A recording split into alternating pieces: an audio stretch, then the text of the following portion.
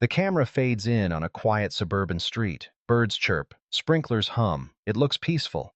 But that's the thing about quiet neighborhoods. Sometimes the loudest battles happen behind those white picket fences. And mine? It started the morning 3 HOA enforcers punched my wife on our own driveway. Yeah, you heard that right.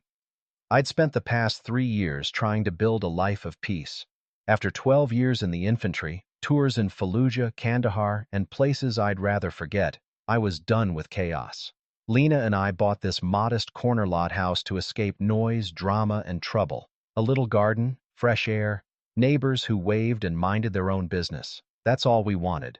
But trouble has a way of finding you. It started small, emails from the HOA with updated guidelines. No big deal, I thought. Then came random inspections, surprise fines, notices for safety violations no one had ever heard of. And finally, Rick Thompson, the new HOA president. Rick strutted around like he owned the entire neighborhood. And worse, he brought muscle. 3 wannabe Navy SEALs in matching polo shirts who called themselves enforcers. They'd stalk lawns with clipboards, take photos of people's mailboxes, even peek over fences like we were living under martial law. We kept our heads down until that day. I was on a Zoom call when I heard shouting outside. I ran out and saw Lena cornered in our driveway by those 3 clowns, one waving papers, another pointing at her flower baskets, claiming they were a fire hazard. Lena was confused, asking questions, and then one of them shoved her. I swear, time slowed down. Her eyes went wide, startled, scared. Something inside me snapped. 12 years of training kicked in before my brain even caught up. I walked down that porch, calm but cold, like I was back on deployment. "Step away from my wife," I said. They didn't. One raised his hand, the clipboard still in it, trying to bark some HOA nonsense at me. I twisted his wrist until he dropped it, then shoved him back. The second puffed up, stepping toward me like he thought he was in a movie. My elbow met his jaw before he could even finish his sentence. The third came swinging from behind. Bad mistake. I ducked, pivoted, and drove my knee into his ribs so hard he gasped like a fish out of water. It lasted less than 30 seconds, and just like that, 3 self-proclaimed enforcers were on the ground groaning, clutching their ribs, their pride shattered along with Rick's little empire. But that wasn't the end, because Rick wasn't done with me, and I wasn't about to roll over. What followed next spiraled into lawsuits, restraining orders, a criminal investigation, and the entire HOA collapsing under the weight of its own corruption. And yeah, I've got the receipts. The footage, the testimony, the proof of every lie they tried to bury. If you've ever dealt with an out-of-control HOA or bullies hiding behind fake authority, this story's for you. Make sure you subscribe and hit that bell icon because what I'm about to show you isn't just a fight, it's a war. And trust me, you're going to want to see how it ends. The hum of the mower was the only sound on our quiet street that morning. I remember wiping the sweat from my forehead, leaning on the handle for just a second, feeling that subtle satisfaction of freshly cut grass. 3 years ago, when Lena and I bought this house, this was exactly the kind of peace we were chasing. Corner lot, double garage, tidy hedges, a little porch where we could drink tea in the evenings. Nothing fancy, but ours. We picked this neighborhood because people kept to themselves. No loud parties, no nosy neighbors. It was supposed to be quiet, respectful, safe. Back then, I didn't tell anyone much about my past. I didn't need to. I'd done 12 years in the infantry. Fallujah, Kandahar, Mosul. I came home with scars, a drawer full of medals, and enough memories to last 3 lifetimes. But I didn't bring any of that into civilian life. I wasn't that guy anymore. I mowed lawns, fixed things around the house, watched late-night movies with Lena. That was enough. And then came Rick Thompson. Before Rick, the HOA was mild, just monthly emails and friendly reminders. But once he became president, everything changed. New rules, surprise inspections, random fines, and worst of all, enforcers. 3 of them. They weren't cops. They weren't security. Just clowns in matching polo shirts, sunglasses, and way too much attitude, acting like they were Navy SEALs patrolling enemy territory. I'd catch them peeking over fences, snapping pictures of trash bins, even opening mailboxes. Lena hated it. "This is harassment," she said one night while watering her garden. "We should move." "No," I told her. "This is our home. We fought hard for this place." We tried to ignore them. We tried to keep our heads down, but it was only a matter of time before they pushed too far. That morning, I was on a Zoom call when I heard raised voices outside. At first, I thought it was just neighbors arguing, but then I heard Lena's voice, sharp, defensive, scared. I stepped onto the porch and froze.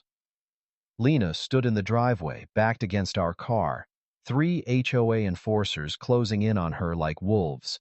One had a clipboard, another waved a pamphlet in her face, the third stood too close, way too close. I didn't even realize I was moving until my boots hit the driveway. Section 2. "Ma'am, this is an official HOA violation notice," the clipboard guy barked, shoving the paper forward like it was a badge. "Hanging baskets are considered a safety hazard. You'll need to take them down immediately or face fines." Lena's brow furrowed. "Safety hazard? They're flowers." "She's uncooperative," the pamphlet guy muttered to the third one. Uncooperative. Something about the word made my blood run hot. I walked closer, slow and steady, keeping my voice calm. "Step away from my wife." The clipboard guy turned, sizing me up, smirk tugging at the edge of his mouth. "Sir, this doesn't concern you. Go back inside." "Wrong answer," I said. Then it happened. Faster than I expected, the one standing too close shoved Lena. She stumbled back into the car with a sharp gasp, eyes wide in shock. Everything in me went quiet. I wasn't on my driveway anymore. I was back in Fallujah, dust in my teeth, adrenaline roaring through my veins. I dropped my phone, walked toward them, calm, focused. "You need to back off, now." The clipboard guy laughed. "Or what? You gonna call the cops?" I didn't answer. I just grabbed his wrist mid-gesture and twisted, hard enough to make him yelp and drop the clipboard. "You just assaulted an HOA officer," the second guy barked, puffing his chest like he thought size equaled strength. "That's the last thing you're gonna say today," I told him. Right before my elbow drove into his chin, he dropped like dead weight. Behind me, Lena screamed my name, not in fear but warning. The third guy swung wide. I ducked, pivoted, and drove my knee into his ribs. He collapsed, clutching his side, gasping like a fish on dry land. These weren't soldiers. They weren't even trained. They were neighborhood punks playing dress-up, and they'd just picked the wrong driveway. The air was thick with tension, like a storm about to break. Lena's voice trembled as she tried to reason with them, holding her gardening gloves in one hand and a small trowel in the other. "They're just flower baskets," she said, her tone calm but firm. "I've had them up for months. Nobody said a word before." The clipboard guy, the tallest of the three, built like he spent more time posing at the gym than lifting weights, smirked and shoved the paper closer to her face. "Rules changed last month. HOA Policy 14B. You either comply or you'll be fined $100 per day. Non-negotiable." Lena shook her head, confused and frustrated. "I didn't even get a notice." "That's not my problem," he said, puffing out his chest.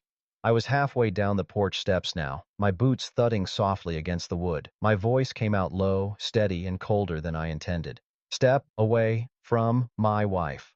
The three of them turned to look at me, sizing me up. I could see it in their eyes. They thought I was just some quiet, middle-aged guy who mowed his lawn and kept his head down.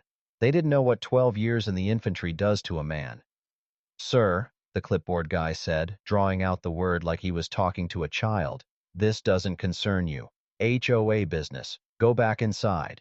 I kept walking, slow and deliberate, until I was standing right in front of him. "It does concern me," I said quietly. "That's my wife you're surrounding." The guy with the pamphlet scoffed, stepping closer. "She was uncooperative. We asked nicely." "Uncooperative?" I repeated, my voice dropping lower. Then, and without warning, the third guy, the one who'd been hovering too close, shoved Lena hard enough to make her stumble back into the car. She let out a small gasp, her eyes wide in shock. Something inside me snapped. I wasn't standing in my driveway anymore. I was back in Fallujah, where hesitation meant death and every move had to be deliberate. My body moved on instinct. I dropped my phone, straightened my shoulders, and locked my gaze on the three of them.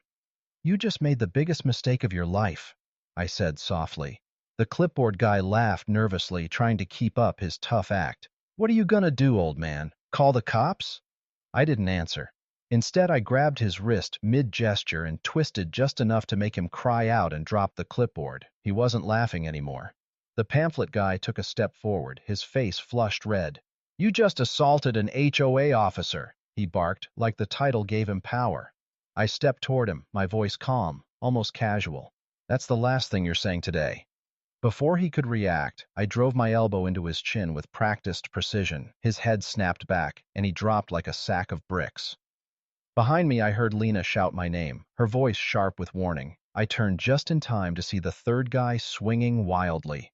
I ducked low, pivoted on my heel, and slammed my knee into his ribs. The air left his lungs in a rush, and he crumpled to the ground, gasping and wheezing. In less than 10 seconds, all three enforcers were either on the ground or stumbling backward. I stood there, fists clenched, chest heaving, staring them down. These weren't soldiers, they weren't trained, they were just bullies in matching polos, and they'd picked the wrong damn house. The silence that followed was deafening, broken only by the labored breathing of the three men scattered across my driveway. One clutched his ribs, another lay flat on his back, groaning, and the clipboard guy sat upright, cradling his twisted wrist like a broken promise. Lena stood frozen near the car, her gardening gloves half hanging from her hands, chest rising and falling fast. I could see her trying to process what just happened. I stepped toward her, gently brushing a strand of hair from her face. You okay? I asked softly. She nodded shakily, then glanced at the enforcers sprawled across the pavement. What? What did you just do? What I had to, I said simply, keeping my eyes locked on the clipboard guy. He tried to push himself up, groaning through clenched teeth. You're done, man, he hissed. We're calling the cops. Assault on HOA officials. You're going to jail. I actually smiled, not out of amusement, but because I'd been waiting for this moment. Go ahead, I said evenly. Make the call. The guy blinked, clearly thrown off by my calmness. I leaned down slightly, my shadow falling over his bent form. While you're at it, make sure you tell them to bring the complaint files. I've already reported you people twice. Trespassing, harassment, intimidation. And guess what? This entire thing is on camera. His face paled. Because, as Lena knew, the little black dome mounted on the corner of the garage wasn't just for show. The driveway camera had a perfect angle, full audio, and a clear view of him shoving my wife. Before he could say another word, a voice called from across the street. What the hell is going on over there? I turned to see our neighbor, Mrs. Jacobs, standing on her porch in her robe, phone in hand. Behind her, other doors creaked open, curtains shifted, heads poked out. One by one, neighbors started stepping outside, murmuring, bang, pointing, watching. The HOA loved ruling through quiet intimidation, but this was different. Lena moved closer to me instinctively, her hand brushing mine. I could feel the tremor in her fingertips, but there was something else too. Relief. The clipboard guy scrambled to his feet, swaying like a drunk. Stay out of this, people, he barked, pointing at the growing audience. Official HOA business. Someone down the street laughed loudly. Yeah, right. I've seen you idiots harassing people for weeks. The murmurs grew louder, angrier. That's when Pamphlet Guy, still lying on his back, dazed, pulled out his phone and started dialing. I'm calling Rick, he muttered through gritted teeth. Rick Thompson, the self-proclaimed king of this neighborhood. The man who turned a friendly HOA into his personal fiefdom. If his enforcers couldn't scare us, he'd try to do it himself. Good, I said under my breath, turning back to Lena. Let him come. Because after today, nothing in this neighborhood would ever be the same. It didn't take long for Rick Thompson to arrive. 5 minutes after Pamphlet Guy made the call, a glossy black SUV tore around the corner and screeched to a stop at the end of my driveway. Rick jumped out, slamming the door hard enough to rattle the windows. He was dressed like he was auditioning for a bad reality show. Tight polo tucked into khakis, expensive sunglasses, gold watch flashing under the sun. Rick wasn't a big man, maybe 5'9", a little soft around the middle, but his ego made him walk like he owned the whole damn neighborhood. What the hell is going on here? He barked, striding up the driveway like a general inspecting his troops. He didn't even glance at Lena. His eyes went straight to me. "Do you know what you've done?" he demanded, jabbing a finger at my chest. "You assaulted HOA officers. That's a criminal offense. Fence, buddy!" I didn't flinch, didn't even blink. "You sent 3 men to intimidate my wife on our property," I said, my voice low and steady. "One of them put his hands on her. That's assault, and it's all on camera." Rick scoffed, waving a dismissive hand. "Camera or not, you're done here. We'll sue you, fine you, revoke your rights as a homeowner if we have to. You think you can just break HOA rules and get away with it?" The crowd behind us was growing. At least a dozen neighbors now, whispering, some openly filming with their phones. Mrs. Jacobs stood at the curb, arms folded tight, glaring daggers at Rick. "Revoking rights?" she called out loudly, her voice sharp. "Pretty rich coming from the guy who's been pocketing our HOA fines." Rick's head whipped around, his face reddening. "Stay out of this, Margaret." But she didn't. Nobody did. The murmurs from the crowd grew louder, angrier, and Rick realized for the first time that he wasn't talking to just me anymore. The entire street was watching. One of the enforcers, still on the ground clutching his ribs, spoke up weakly. "Rick, maybe we should just go." Rick spun on him. "Shut up, Kyle," he snapped, then turned back to me, his composure fraying. "You don't know who you're messing with," he hissed. I stepped closer, letting the shadow of my frame fall across him. My voice dropped low enough for only him to hear. "No, Rick, you don't know who you're messing with." Before he could respond, sirens wailed in the distance. Lena reached for my hand instinctively. "You called them?" she whispered. I shook my head. "No, someone else did." The murmurs stopped as the police cruiser turned onto the street, lights flashing, siren cutting through the heavy summer air. Rick straightened his posture like he suddenly owned a spine, trying to act composed. The SUV stopped, and the driver's door opened. Out stepped Officer Janowitz. And that's when Rick's smug growl finally faltered. The crowd went quiet as Officer Janowitz stepped out of the cruiser.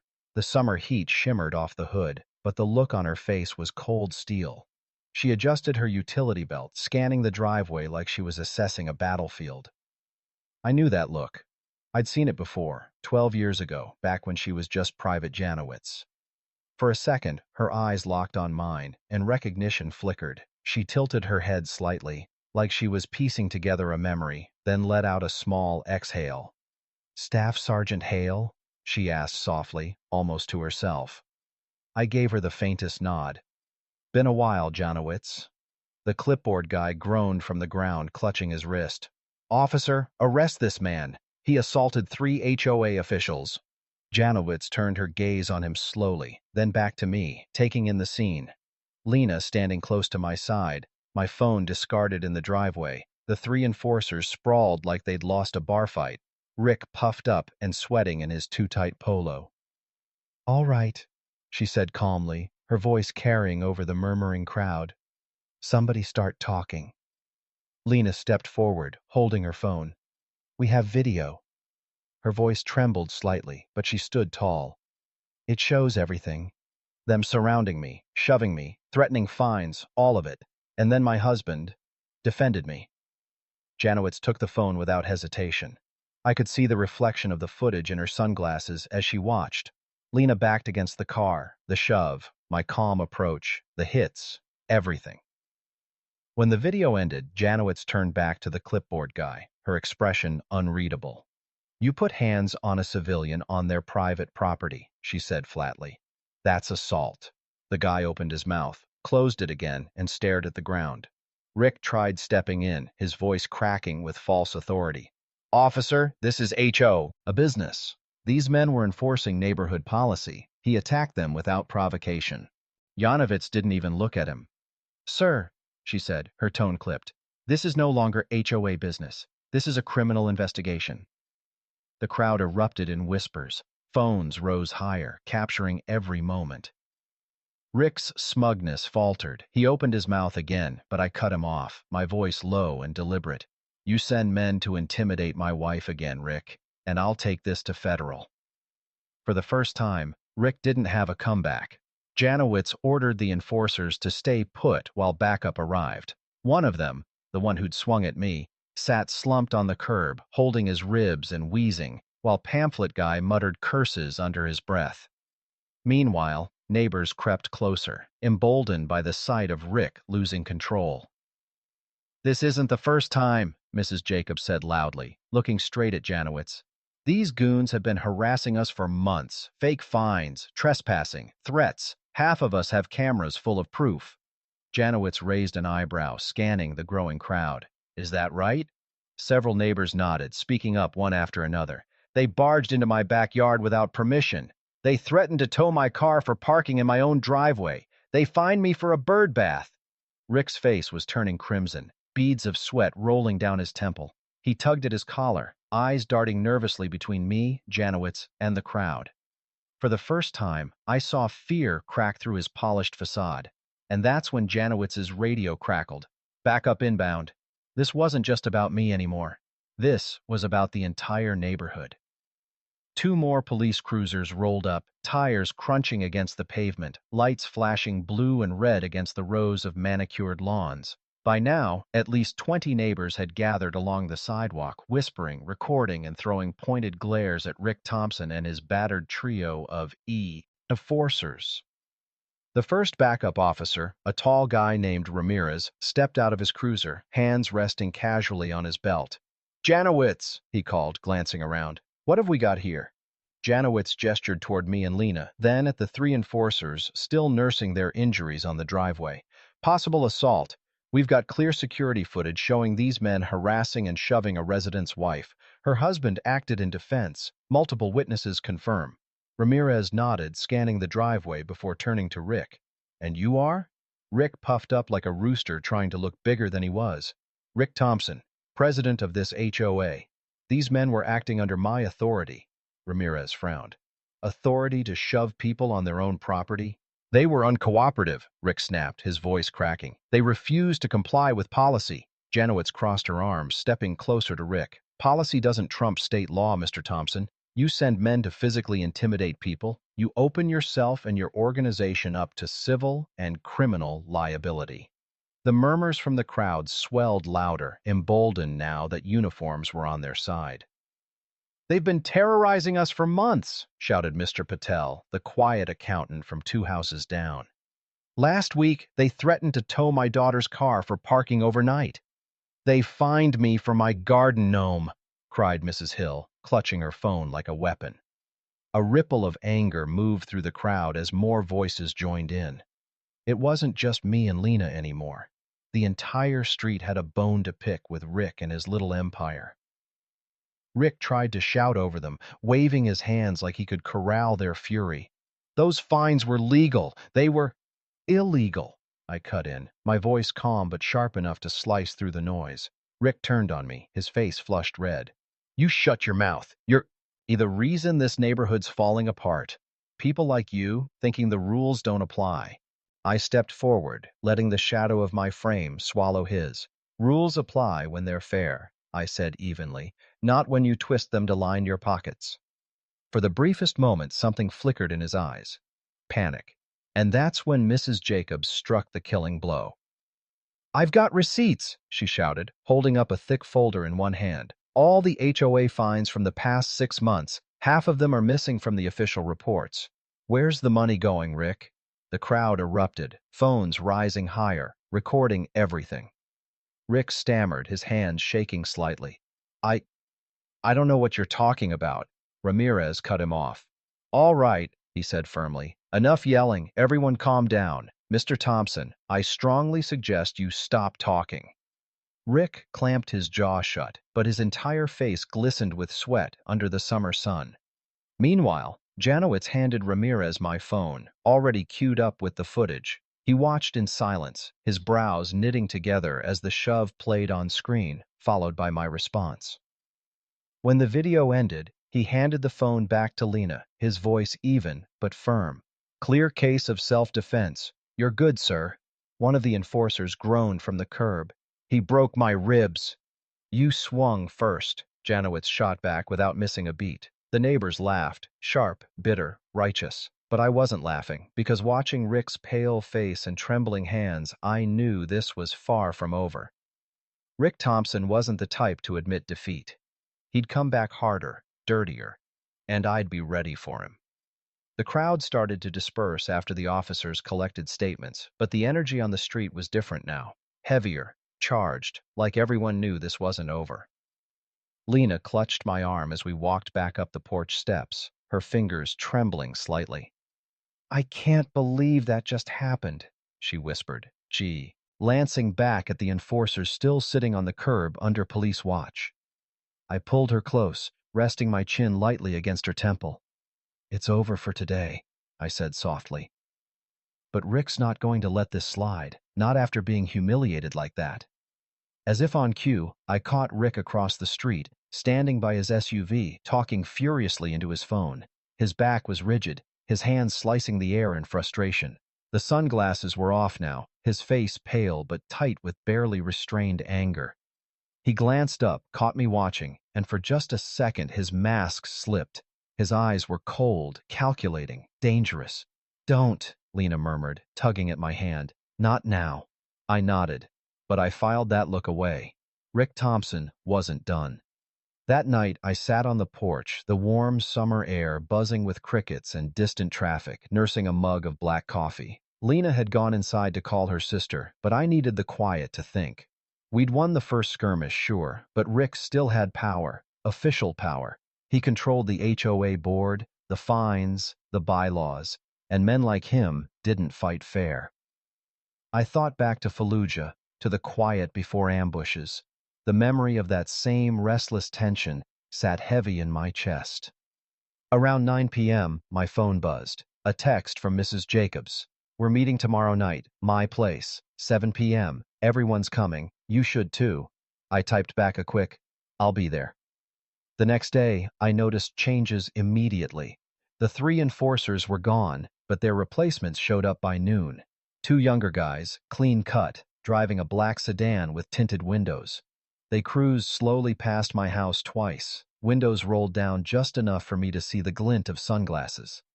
I leaned against my truck in the driveway, arms folded, staring them down until they drove off. Inside, Lena watched through the kitchen window, her jaw tight. "He's Escalante," she said softly. "Yeah," I replied, my voice low. "He's rattled, and desperate men make stupid moves."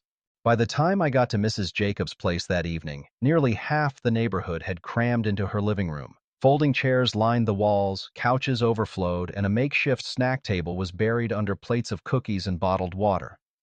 The tension was thick enough to taste. People whispered in clusters, their voices sharp with anger and frustration. Mrs. Jacobs stood in the center, holding her now infamous folder like a sword. "All right, everyone," she said, her voice cutting through the noise. "We've all had enough. What happened yesterday wasn't just about Lena or her husband. It's about all of us. We've been bullied, fined, trespassed on, and threatened. And it ends now." A murmur of agreement rippled through the crowd. An older man I didn't know spoke up from the back. "I had a friend at the county office pull HOA records," he said, holding up a stack of papers. "There are over 40 fines issued in the past 6 months that don't exist in the official financial reports." Gasps filled the room. "Where's the money going?" someone asked. We all knew the answer: Rick Thompson. As the meeting went on, stories poured out like water breaking through a dam. A single mom fined for leaving her stroller on her porch. An elderly couple threatened with eviction over non-compliant hedges. A retired teacher forced to pay $500 for a mailbox color violation that didn't exist in the bylaws. Every voice in that room added fuel to a fire I could feel growing hotter by the minute. Rick thought this neighborhood was afraid of him. He had no idea what was coming. The living room buzzed with a low hum of voices, tension thick enough to choke on. People clutched their papers, shaking their heads in disbelief as more stories of Rick's rule spilled into the open.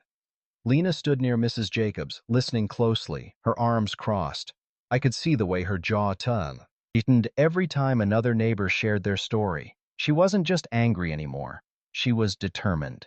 "We've all been treated like criminals in our own homes," Mrs. Jacobs said, holding up her thick folder again. "But we've got something Rick doesn't: each other. If we work together, We can shut this down. A younger guy in the corner, Josh, spoke up. He was in his early 30s, wore an IT company polo, and always kept to himself. We need evidence, he said firmly. Complaints aren't enough. If we want to beat him, we need to prove corruption. We've got receipts, Mrs. Jacobs countered, tapping the folder. Josh shook his head. Paper trails aren't enough. If Rick's smart, and he is, he's covering his tracks. We need more. Lena stepped forward for the first time, her voice clear and steady. Then we find out where the money's going, she said. We follow it. Everyone turned to her. My husband installed our security system, she continued, glancing at me briefly. It's not just cameras, it's networked. If Rick's rerouting HOA funds or deleting records, we'll see it. Josh raised an eyebrow, impressed. You can pull that off? I leaned back in my chair, arms folded. Easier than breathing. Mrs. Jacobs smiled faintly, but there was a hint of fear in her eyes. If we do this, Rick's going to come after us hard. He already has, Lena said flatly. Yesterday proved that. After the meeting, as people filed out, I lingered by the doorway with Lena. The sun had long since set, and the streetlights cast long shadows over the cul-de-sac. You sure about this? I asked her quietly. Her gaze didn't waver. They shoved me, James, in our driveway. I'm not scared anymore. That fire in her voice was something I hadn't heard in years. I nodded once. Then we do it. The next morning, I started digging. Our HOA's website looked polished and official, but after a couple hours of poking around, I found what I was looking for: outdated back-end security. Their financial database was poorly protected, laughably so. By noon, I had downloaded 6 months' worth of records. Fines, fees, enforcement costs, and nearly 40 missing transactions, over $20,000 unaccounted for. And it got worse. Buried deep in the metadata were file deletions, entire spreadsheets scrubbed clean on dates that lined up perfectly with major enforcement drives. Rick was cooking the books, plain and simple. I printed everything, sliding the papers into a neat folder. Lena labeled it Operation Sunlight in big, bold marker. That evening, I set up a secure group chat with the neighbors from the meeting. Screenshots, receipts, statements. We uploaded everything. The thread exploded with evidence within hours. People were furious, their anger sharp and focused now that we had a plan. But as I sat back, staring at my laptop screen, a new notification popped up. A private email. No subject line, no name, just one sentence. Back off, soldier, or your past will come back to haunt you. No signature, no traceable address, nothing. I stared at it for a long time, feeling the weight of an old, familiar chill crawl up my spine. Rick had just made his next move. I stared at the email for a long minute, the blue light from the laptop casting a cold glow across the room. My gut told me everything I needed to know. Rick was behind it. The timing, the wording, the arrogance, it all reeked of him. Lena came in carrying 2 mugs of tea and set one beside me on the desk. What's wrong? She asked, scanning my face. I turned the laptop so she could see the message. Her brows furrowed immediately. Back off, soldier, she whispered under her breath, her voice sharp with concern. He knows. Knows what? I asked, keeping my voice even. That you're not just some quiet guy mowing lawns, she said, meeting my gaze. He knows about your past. I clenched my jaw, leaning back in the chair. Doesn't matter. My record's clean. There's nothing he can use. Lena hesitated. James, you and I both know there are things you don't talk about. I didn't respond, not yet, because some ghosts are better left buried. The next day, I noticed the black sedan again. Same tinted windows, same slow crawl past our house. This time, though, there were 2 of them. One parked at the corner of the street, another circling every 15 minutes like clockwork. Lena stood by the kitchen window, arms folded. He's watching us, she said flatly. I grabbed my keys. Then let's make sure he knows we're watching back. I walked straight out into the driveway and leaned against my truck, crossing my arms, sunglasses hiding my eyes. When the sedan rolled by again, I waved. A long, slow, deliberate wave. The car sped up. By noon, the neighborhood group chat was blowing up. Mrs. Hill. 2 men tried knocking on my door this morning. Didn't say who they were, just HOA compliance. Josh.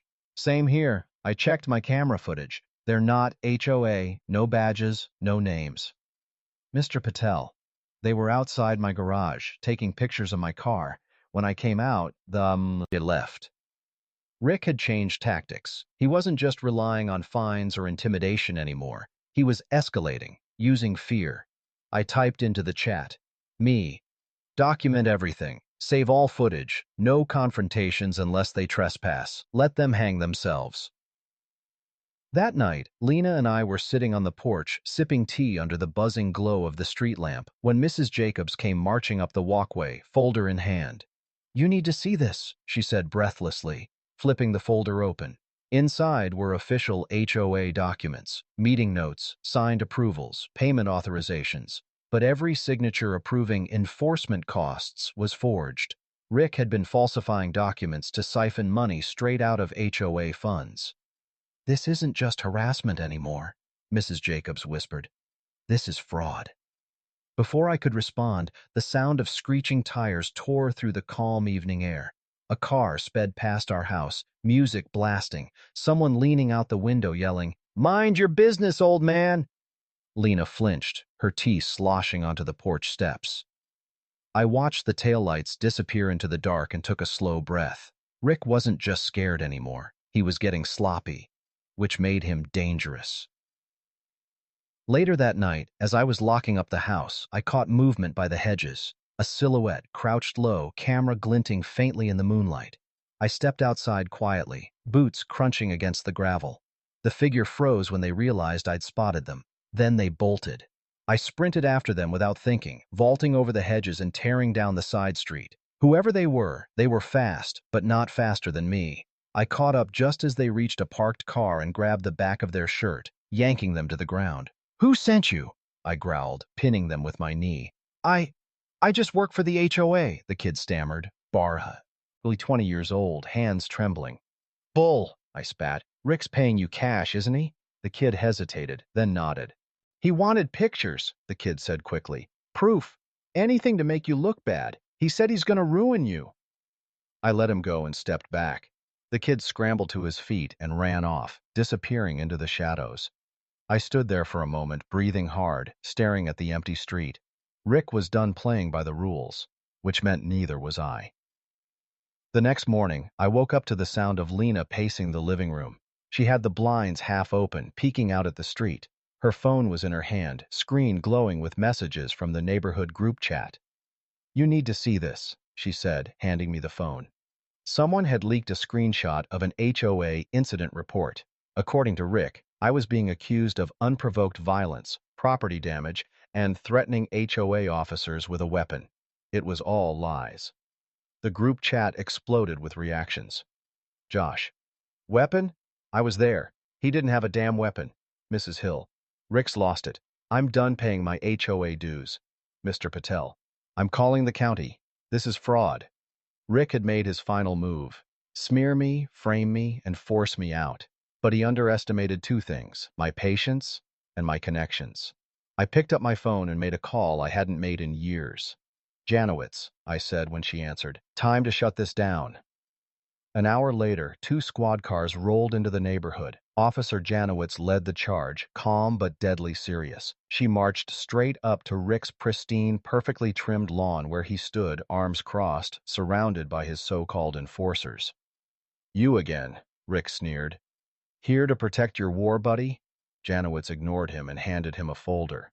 "Warrant for suspected HOA fund mismanagement, harassment, and obstruction of justice." Rick's face drained of color. "Warrant?" he repeated, his voice cracking. "This is HOA business." "No," Janowitz said, stepping forward. "This is criminal business now." As officers searched Rick's SUV, his house, and the HOA office, the truth spilled out like gasoline on a fire. Falsified fines, missing HOA funds, hired muscle paid in cash, threatening letters sent to over a dozen neighbors. By sunset, Rick Thompson was in handcuffs, screaming about legal loopholes as they shoved him into the back of a squad car. The 3 enforcers weren't far behind. That evening, the neighborhood gathered in my driveway. It was surreal. The same spot where this entire mess began. People brought folding chairs, lemonade, even a few beers. Mrs. Jacobs raised a toast with her iced tea. To James and Lena, the couple who stood up when the rest of us were too scared. I shook my head. We didn't win anything, I said, my voice steady. We just reminded Rick that bullies only win when good people stay quiet. The group murmured in agreement. For the first time in months, the neighborhood felt united instead of divided. A week later, the county officially dissolved the HOA pending a full audit. All fines were suspended, all violations wiped clean.